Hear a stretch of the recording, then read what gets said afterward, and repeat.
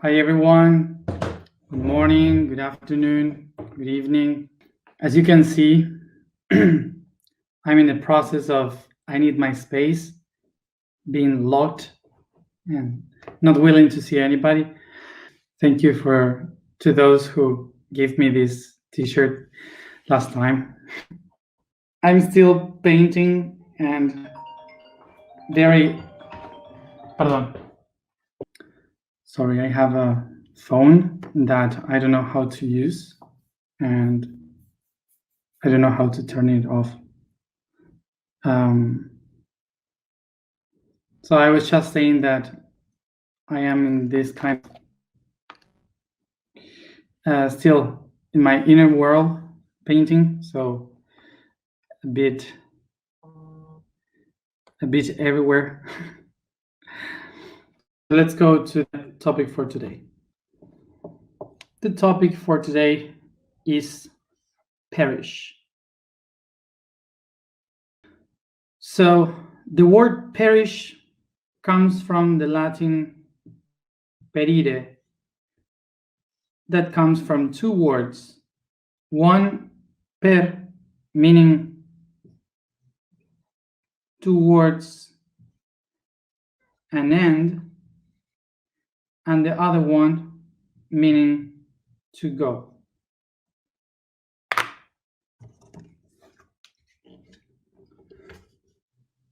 So perish comes from perire, meaning towards an end, and the last one, to go. So to go towards an end. So perish is a word that usually we don't use much in the daily days. We don't use much this word because we usually to die or to, how to say, to get rotten. Yeah, to get rotten, something like fruit or whatever. I don't know if in English you use the concept of perish food or not perish food. I never said it in English. Perishables, you say? Thank you. Perishable foods. So in Spanish we use it most for that, but usually is a word used in literature, in poetry, which is more classy to explain death. So the idea of perish is not exactly like to die or something that is dying. Is a concept that kind of explains the idea of something that is moving towards an end. So it's not speaking about the action of dying, it's basically something that is heading to a situation of ending. So it's not the same as die or end. So this is why I think that it's important to think about this topic, making a difference with death. So the reason why we are going to speak about this is because of some questions that emerged from yesterday, which is related to the creation. We spoke about the being that is creating, that the mind that is growing up through expanding and creating things in the universe. But suddenly we can find a question of so why this mind is willing to create and manifest and play would allow the destruction of things in the universe, why it would allow wars, conflicts, destroying in the universe, death. So this is why we're going to try to understand what it means for the universe to destroy and to perish. I would love to do like synoptic organization, because I love to do this in school. So it's funny that sometimes I hear to know the interdimensional words and so on, and what I'm really concerned about is to make a beautiful synoptic frame.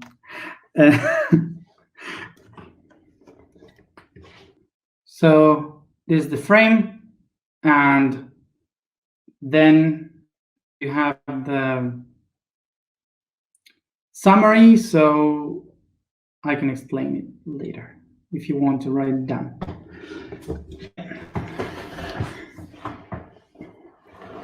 So let's go to this summary of the universe. First of all, remember, everything begins because one unity decides to expand to come back to itself. Universe. So this unity here takes two different paths, one inside, one outside, which is D meaning two. So the diverse. Diverse is the origin for two paths that goes out to come back within. Those two paths are called negative and positive. So this positive and negative, they will start to create everything, dividing by two different paths that we call constants, because they happen all the time, constantly. Because of this, these two constants will be called time and space. These two constants then are like lines that are always there that linked one to another by positive and negative. So the line of time and the line of space, they find together in the center, positive and negative, and they create energy. This energy will be the movement of positive and negative, making the two lines crossing, creating wave. The waves are the ones that will unify time and space in positive and negative. In English, onda is wave. So here we have the wave that connects time and space. So once that we have this time and space and they start to connect to one another, multiplying, they start to be divided, because diversity, they diverse. The diversity make the lines of and lines of space, they start to multiply by themselves. So that creates many lines of time, many lines of space, realities, and they start to cross one another, creating different waves, different vibrations in the different waves. So when they start to cross to one another, they create these tiny dots where all the vibration get together, creating energy. So the crosses of line and space creates a network. And this network, which is many waves connecting one another, what they do is to create nodes. And those nodes are the waves so densified by energy that become a particle. So time and space bending once and again, they made a wave into a particle. So we can have here lines of space and lines of time. So here, in between time and space, we have waves that they cross, creating nodes. And the nodes are basically the crosses of the waves. So the particles are born because of the wave. They are the same in a different organization. Por lo tanto, son diferentes organizaciones de misma cosa. So this network, what happened is that it starts to create itself through fractalization, fractals. The particles create the fractals with the waves. Because as you hear, the patterns of time and space with the particles, they create one structure that repeats itself again and repeats itself again, going out and inside, big and small.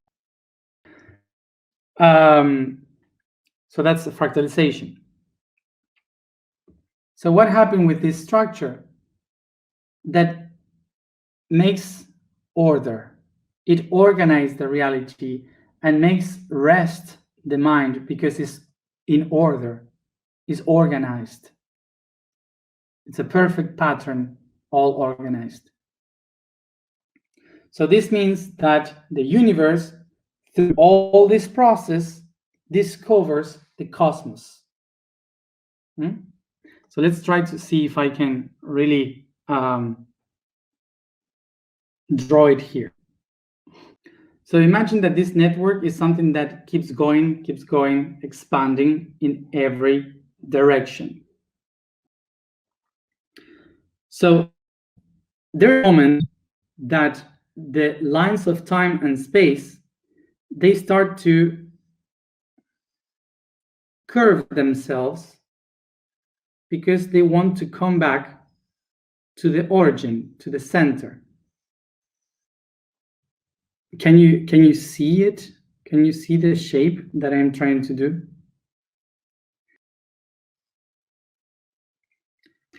It's like if all the lines from the origin starts to curve themselves, coming back to the center. So what happened here?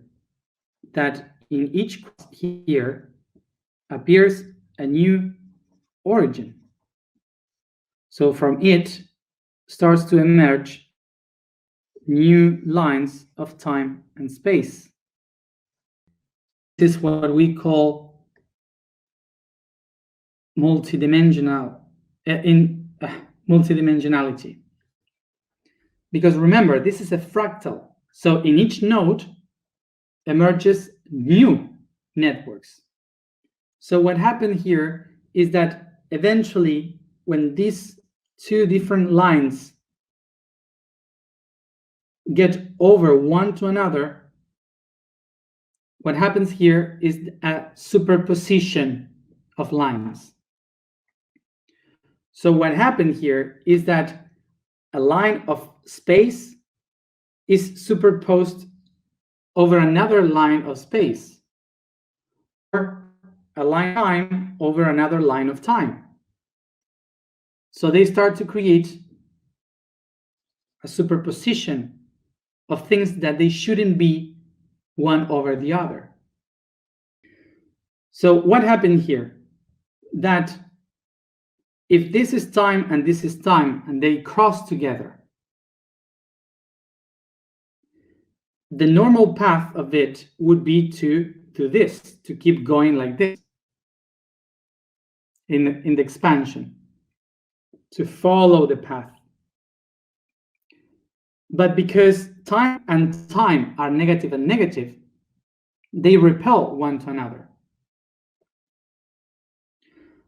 So when you have time and space is like positive and negative. So the magnetism, they attach because positive and negative, they attract like a magnet. But if you get time and time or space and space, you have positive and positive or negative and negative.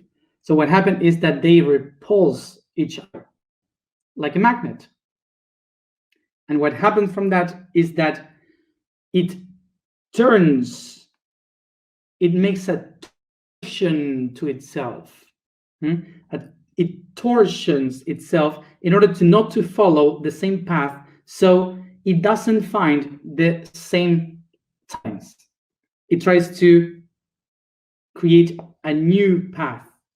So it torsions itself, that we call something that we are calling distortion. Distortion. So why this is happening? In the fractalization of the universe, it is so much expansion that eventually they start to come back to themselves, expanding and going and colliding to one another. The image that we can have, for example, is like if my hand is going out of the body, and it expands so much throughout the entire universe that it starts to bend itself, because everything is following the pattern of light, which is like spiral. So it moves and turns back again. So it turns back and comes back, and eventually my fingers will go to my nose because of the expansion of the fractalization. Imagine so many hands going everywhere that eventually they won't have a space. So they will start to hit back to the structures from where it came from. And that's why, for example, that comes to the nose, and I have a problem, my hand going to the nose not willing to let the hand go inside, so they start to have pain and hurt and so on. Okay, so that would be the image that we have with this. So a human example can maybe be like humans reproducing so much in the world that as much humans we have, much conflicts we'll get. And this would be like, for example, when there were less humans in the world, we didn't have as much as conflict as we do today, because when we started to reproduce and have more and more and more, eventually we didn't have space. So that's why they started to pressure one another, and when they found in the same territory, they hit and they start to fight because of that territory.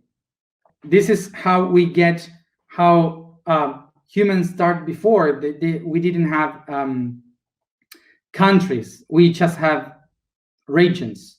So these regions start to have much population, so they had to grow, and this growing of population made to create a country.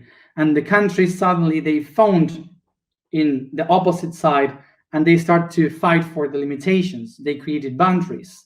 So these boundaries were to protect what they have in one side, but the other ones wants to also expand. So as much population, they start to have war for the territory and so on. So this is like the fractalization of something. It creates this conflict. So of course that we can say that this concept of wars and to fight for the territory could be silly from the human point of view, but this is not something that is human. This is everywhere. This is a fractal of the universe. For example, the grass. When we look at the grass, we may say, oh, it's so beautiful, these meadows and this beautiful garden. But what actually is happening there is a war. The grass is fighting a war territory. We see grass everywhere because they kill everything that can grow. So they go over the other ones, expanding as a fractalization in order to take control of the territory. So when we see something that is beauty and green, what really is happening is the grass fighting a war.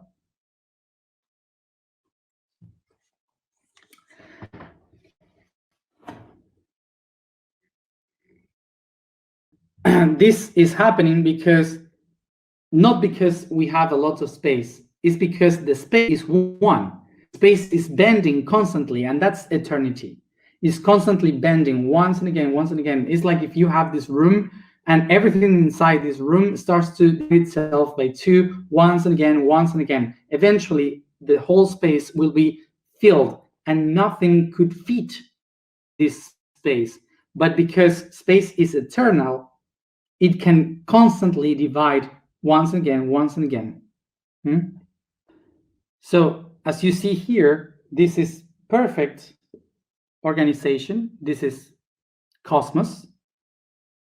And here you can see is a mess because it's open. It's not a closed system. It's open, and it starts to open once and again. And by this opening, constant opening, we get chaos. Chaos comes from the Indo-European language guerre, that means to yawn. Yawning. Why? Because yawning is to open very much something, the mouth. Okay, so this is chaos. So it's like taking this and cutting so the network is open. If everything would be in perfect order like this, nothing would exist. Because perfect order means that nothing really is divided. There is no originality. So this is a network that is constantly the same. You get cosmos, you get order, but it's always the same. In order to exist, for us to exist, for a human to exist, a person to exist, the camera to exist, the air to exist, we need for this to break. We need chaos in order to exist. So now here we can understand this, that without chaos, we wouldn't be able to exist. Because remember, existing means to go out from somewhere. And the only way you can exist is if you get out from this pattern to create your own, going away from this pattern. This is why distortion, chaos, is the thing that helps us to exist. Chaos is the thing that took us to diversity. So everything in the universe is destined to go from cosmos to chaos. Because chaos is the only way to set ourselves free from patterns.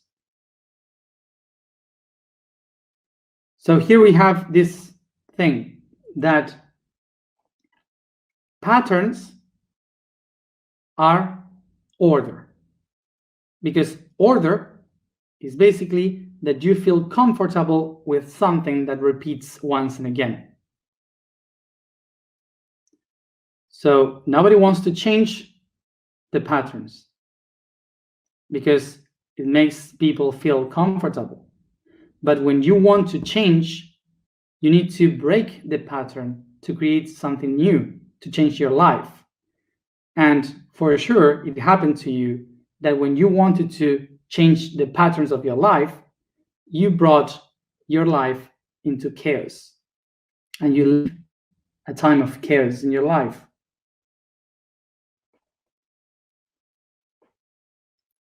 Didn't you?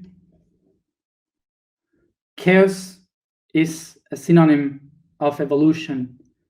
Cosmos is a synonym of stability. Cosmos, order, can also be horrible. For example, the people that get in relationships that their partners hit them, kick them, do bad stuff to them.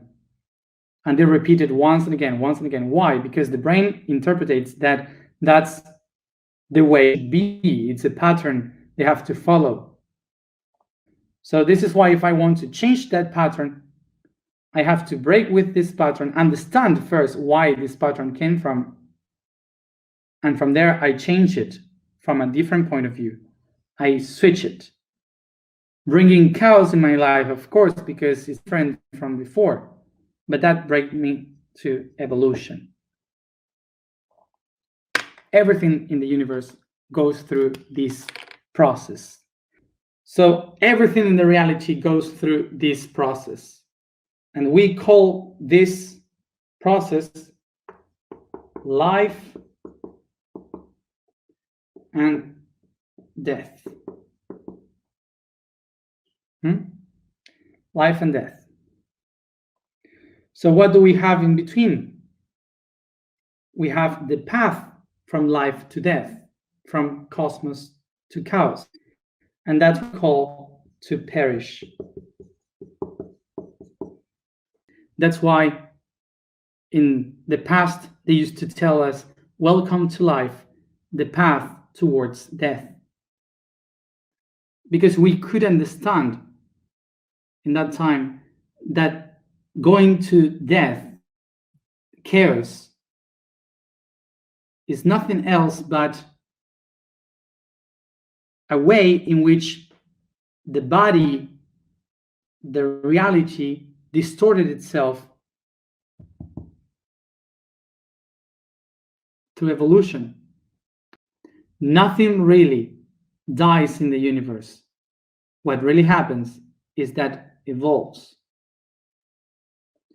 So to perish is a path of evolution, but we see that as a defeat. We are so much attached to the idea of the patterns of the cosmos, of life and existence, that we are afraid of change in chaos and evolution. We think that death is like the ones that defeat life, when in reality, death is the one that gives meaning to life. This is a constant of transformation. This is why death takes us to another way of organization. It transforms ourselves in a different pattern, what we call to rebirth, reincarnation.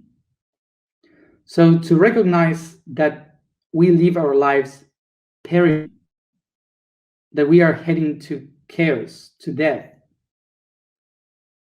helps us to set ourselves free from the shapes, from the forms, acknowledging that all what we do is in order to transform ourselves in something new, something different.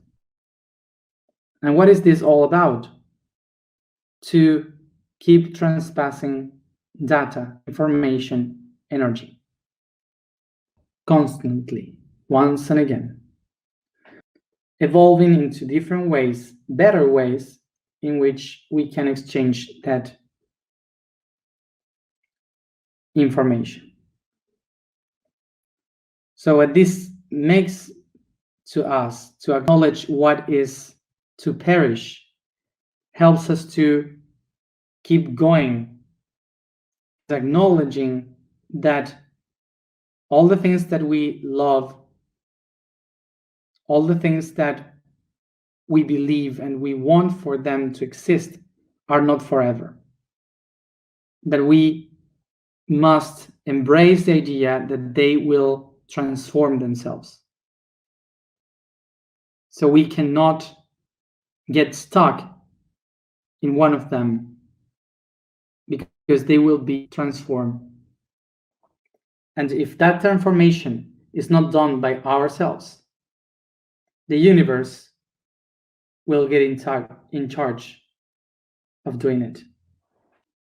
So the task for today is to think about what is the thing that we cannot get rid of, or the thing that the thing that we don't want to get rid of, the thing that we don't want to leave behind, and find a place to do like kind of a ceremony where you just or paint or do or write something that you don't want to change, and you just break it and disarm it and leave it away. In knees chakra. So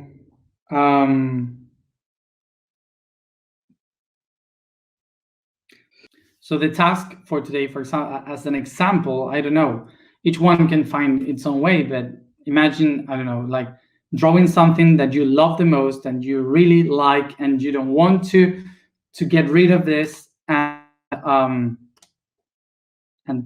put fire on it, set fire, and burn it and to ashes. That's it. Let's go to the information for today. The vibration for today is who. The statement for today is, I am the designer of paths.